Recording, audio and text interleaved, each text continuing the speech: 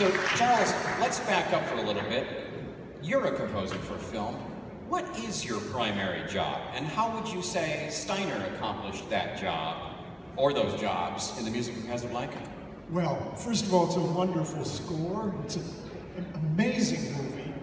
And I think most of you who come here are used to coming to Disney Hall and hearing music written to be listened to. And what happens in a film, people like me and David and so forth, David's dad, Al, we're paid to mess with you. We're paid to manipulate your emotions, your body chemistry, your way of perceiving what you're shown visually. When you're shown something in a visual manner, we're not always sure, well, how am I supposed to feel about this? What's the effect on me supposed to be? The job of the film composer, rather than to entertain you with wonderful music, which is often the case, is to really get inside your psyche and, more importantly, inside your physiology and change your body chemistry, which music can do. This is a secret, and I'm sharing it with you, but we all kind of know that. And it's taken for granted because what we write is music, that it was intended to be entertaining on its own. And when it is, it's a great gift, like with Max Steiner and so forth. However, the main job, when you go in there today, is you're going to start to notice, if you haven't already, what's this doing to me? There's a very fundamental question. I thought of this the other day, the word scone. Scone on. It tells you what's going on. So it gives you, where are you, who are you, what's going on? Well, there's a war going on. There's a lot of desperation going on. There's romance going on, and so forth. And the music immediately in this movie, the first thing you hear when David starts conducting is you're going to hear, oh, wow, there's something going on, you know, and I'm a part of it now. There's a war, there's a certain angst going on. There's an urgency going on. Where are we? North Africa. We're in an American cafe. We hear bits of, David used the word diegetic. The word we most commonly use is there's two kinds of music in a movie. There's the music that's coming out of the movie, so the music that's being played in Rick's Cafe is one kind of music. And then there's that music that's messing with you, that's composed for the sheer purpose of manipulating your feelings and your perceptions.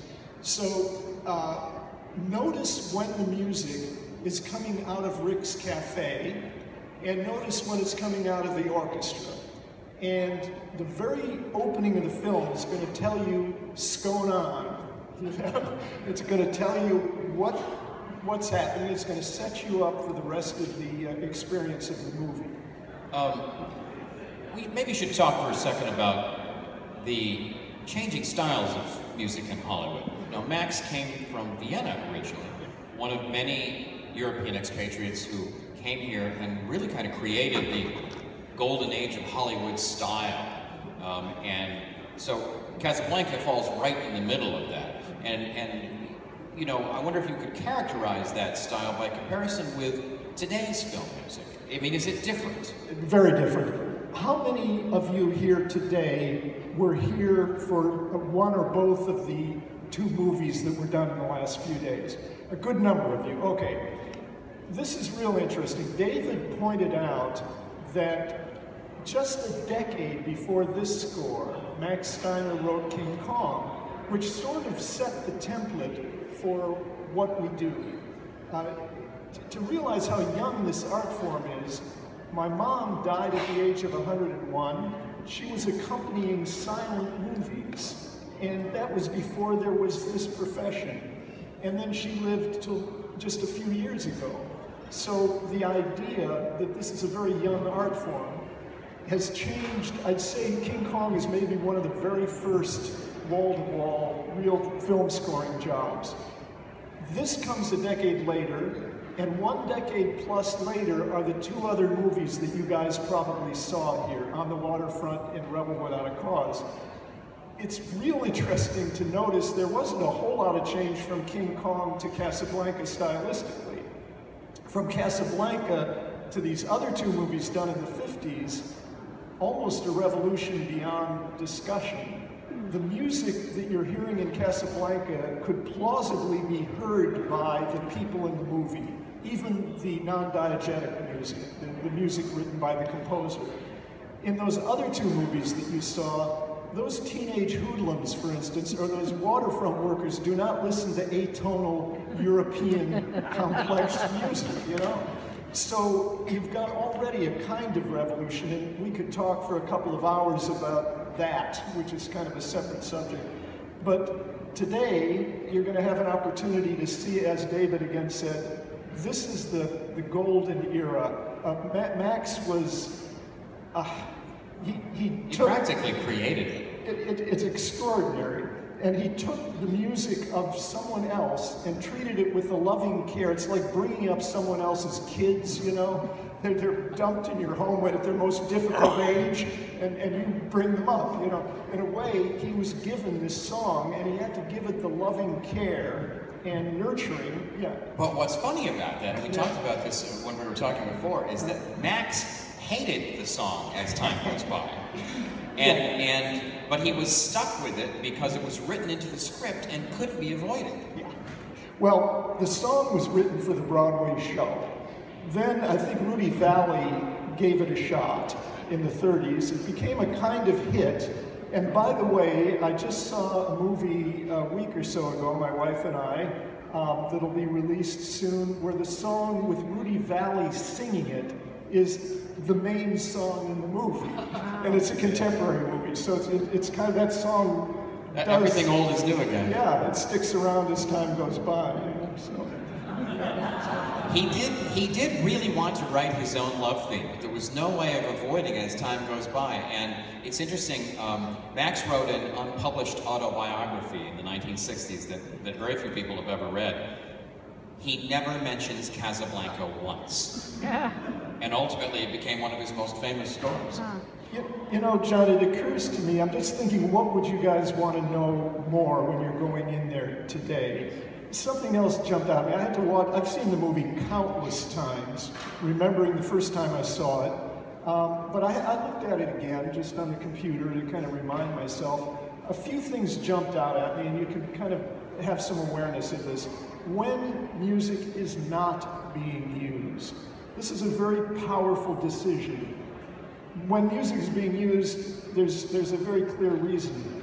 Notice in Rick's Cafe, when you first see the exterior, you're hearing that music, that kind of pop music of the day. However, when you meet Rick for the first time, that camera moves in on Humphrey Bogart, there's no source, there's no music going on in the cafe or anywhere else. When we first learn about Rick, when he's talking with, he has his first big conversation with Peter Lorre, I think it is. There's no music in the cafe. Somebody made these decisions. When Laszlo and Strasser have their big talk, no music in the cafe.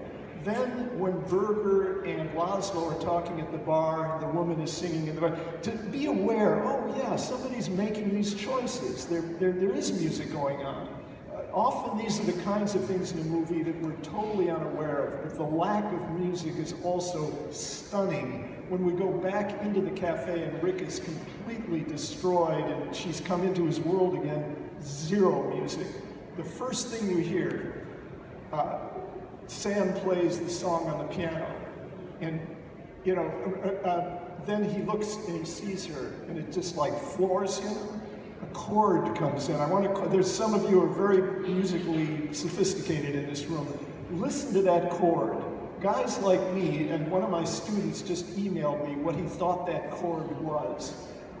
Sam plays the song. He seems to like playing in D flat, which suits his voice. So he's playing the song in the key of D flat. It ends on D flat.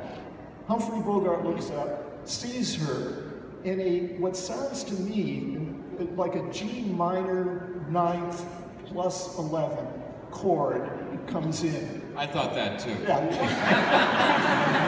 Thank God you guys don't have to worry about that, but guys like me sweat over things like this. So this odd chord comes in, and I noticed the bassoon. It's kind of a woodwind chord, but it's an unrestful chord. It's an odd moment. This is when he sees her, and then against that chord, Max starts playing ba da da da da da, and the oboe accompanied by a little bit of strings. And it's being played in an environment you've never heard it before. In this G minor 9th kind of weird thing, the melody comes in. And for the first time, you get a taste of Max Steiner's artistry, where he's giving you something familiar and framing it in an unfamiliar way, which is exactly what he wants you to do. It's exactly what Rick is experiencing. He's experiencing the love of his life in a context that no longer makes sense to him. In fact, the metaphor of experiencing something in a new context that makes no sense to you is an interesting overall metaphor for this entire score. Fascinating. Yeah, I think maybe we should talk just a little bit about the movie itself. We all think of Casablanca as a classic, but the reality was nobody really knew what this movie was going to be when it was produced in mid-1942. It's one of those wonderful instances of filmmaking alchemy. Everything conspiring to come together beautifully, from script to performance to direction to music to accidental real-life events. In case any of you haven't seen the film, or maybe it's been many years since you have, here's a quick overview. Humphrey Bogart plays an expatriate American who runs a saloon in Casablanca in northern Morocco during World War II.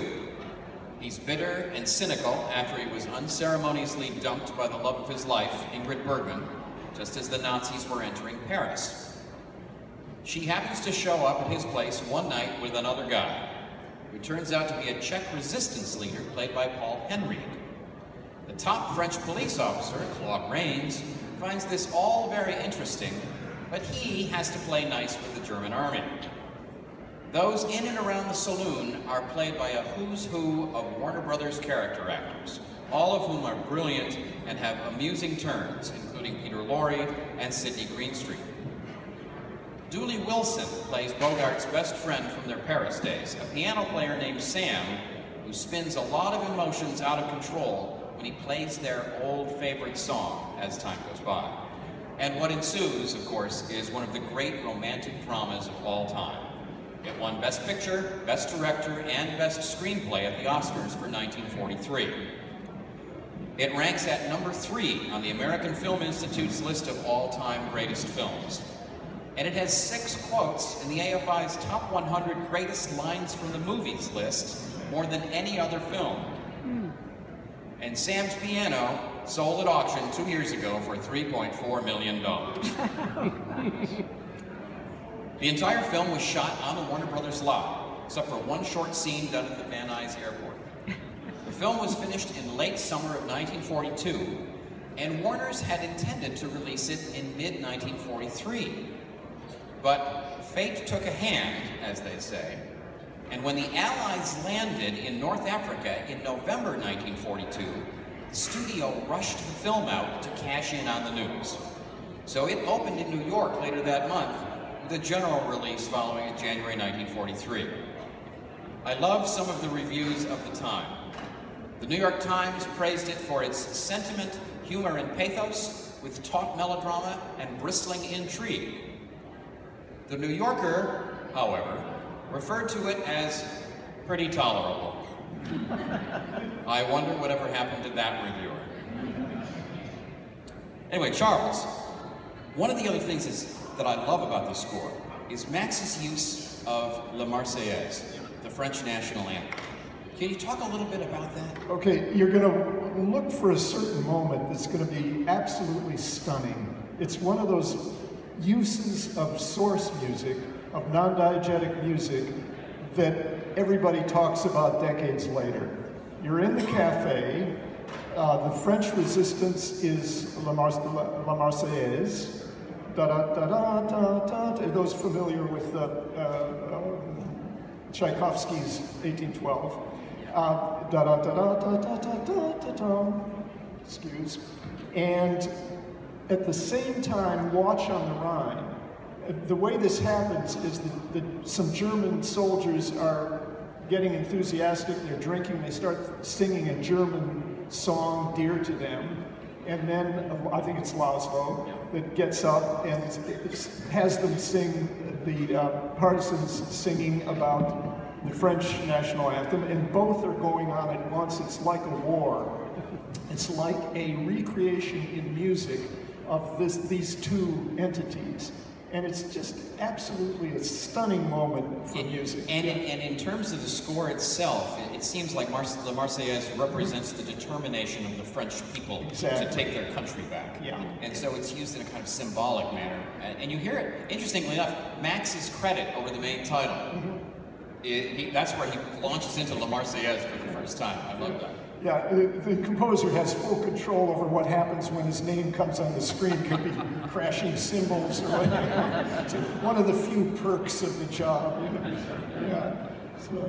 I remember John Williams once said that Irwin Allen, in his movies like Poseidon Adventure and The Towering Inferno, always wanted a cymbal crash on his name. Yeah, I worked with Irwin Allen. Yeah, I did. It oftentimes is the case where a producer will want to say, well, could you swell to the ending of the main credit, which is always the producer and director's credit, but they don't necessarily say why.